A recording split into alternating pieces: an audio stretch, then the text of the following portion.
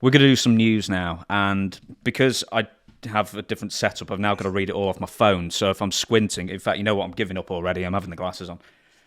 There we go. Aha! There we go. The first order of business, as far as news goes, is probably the most important, and it's the passing of Don West. And I don't know how close you were with Don at the time. I'm presuming. In fact, you tell me. I don't know how much you interacted with him over the years in TNA while you were booking. Oh, I did. I interacted fairly. We were fairly close because I was on the creative team. He was on the announce team. So I would actually sit down with Don and I said, "Now this is coming next, and this is coming next, and can you say this? Yeah, yeah, yeah, yeah, yeah."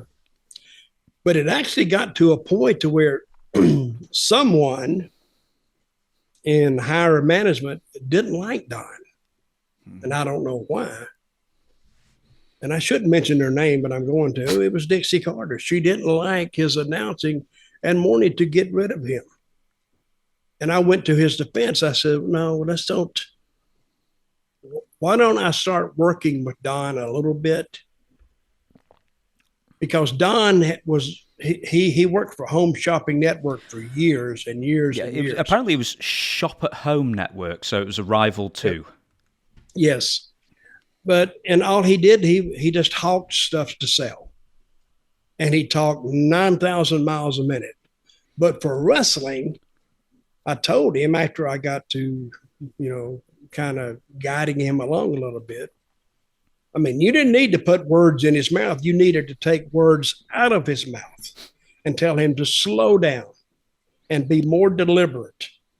And when he started doing that, then I was on a headset with Don during the show, and I would give him little things to say, little short stuff. And he was a funny guy anyway. But since he slowed down from that, machine gun delivery, he became really, really good. I think he was better at the end than he ever had been during his career as a wrestling announcer. But yet, Dixie got rid of him anyway. She let him go. We'll talk about why about that in a second. But as far as Don goes, apparently Vince Russo actually wanted to bring him in to WCW while he was booking in the late 2000s, but then he got fired and that never happened. But his name was kept in his head, and also Jeff Jarrett was aware of Don as well. I don't know how famous was Don in America. Well, he was a Home Shopping Network, or Shop at Home. I mean, it was one of those off channels that you could get it, but they just enjoyed the way he did it. And of course, his total audience wasn't that big. It didn't need to be that big, actually, because you were just looking for people to buy, not necessarily for people to watch.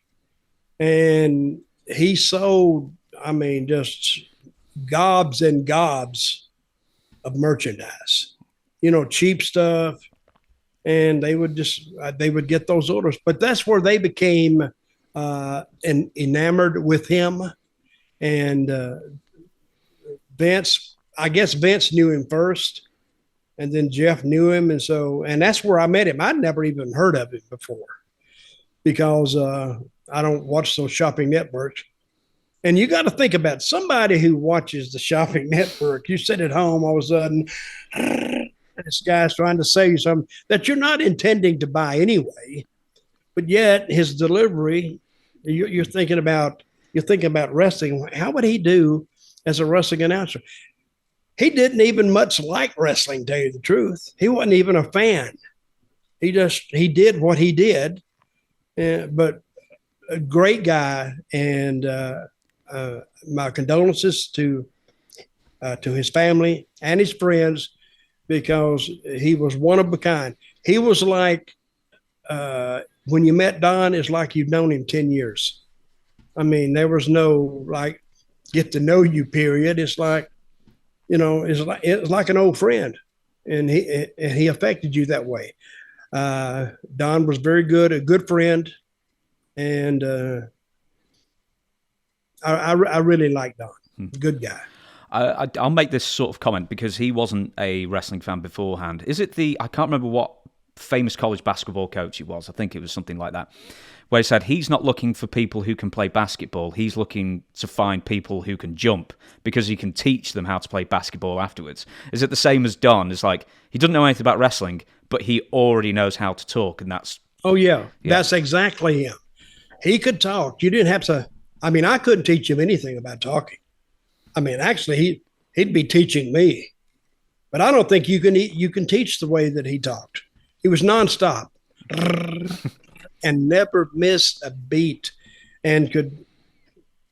I mean, that was just his ability. And so, but again, we were trying to teach him wrestling, and he was showing us how he did his talking, and it was unbelievable. But anyway, he was a good guy and really good at what he did. I'll skip the Mike Tenay story, but I will ask this: is you said Dixie Carter wanted to replace Don, and she eventually did when Taz's contract ran up, or he quit or whatever from the WWE in 2009. What was the reaction to everybody when, as soon as Taz leaves WWE, Don's out to pasture? Is it just something Dixie had wanted to do for years then? It is what it is. You know, when a guy gets released, you may not like it, but you live with it and you continue to do your job. And, but yeah, most of the people, they miss Don. I would say 95% of the talent missed him, and the other 5%, didn't care one way or the other.